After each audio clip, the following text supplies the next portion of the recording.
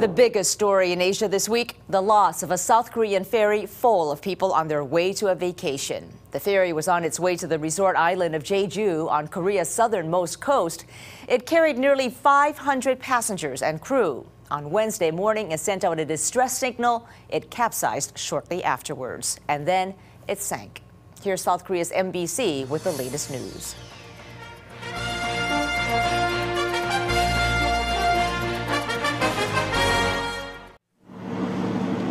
The overturned ship's keel had been floating just above the surface of the water, rising 1 meter during high tide and 2 to 3 meters during the ebb. But it disappeared below the surface on Friday at 11:40 a.m. Experts fear that the ship sank because all the air, which kept it buoyant, came out. The ferry named Sewol has been losing air through cracks between the propellers or other gaps in the ship's body.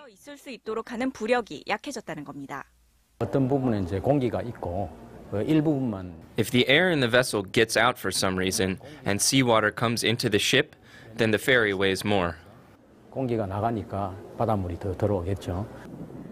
The ferry probably capsized because of the power of the current. The location of the accident sees the second strongest tidal current in South Korea. Since the stern is stuck in the mud, the ferry could be pushed down because of the strong current. If the stern is stuck in the ground, it acts like an axis and the ferry could be churned. In that case, there's probably an air pocket inside.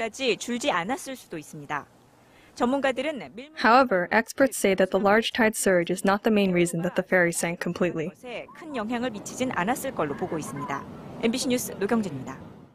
The ferry disaster has brought all sorts of questions and comments on South Korea's social media. Here's our contributor from Seoul, Yoo Eun Lee. What outraged net users most was the onboard announcement telling passengers to sit and wait as the ferry began to twist. Students obeying the order just sat there in the first crucial minutes. In contrast, adults started actively looking for ways out as soon as it became clear something was wrong. Net users lashed out at the captain and some crew members who escaped well before the passengers did. This Twitter user wrote, "They can't be forgiven nor escape punishment." Another wrote, "The captain, after ordering a low-ranking female crew member to tell the passengers to stay still, escaped well before anybody else.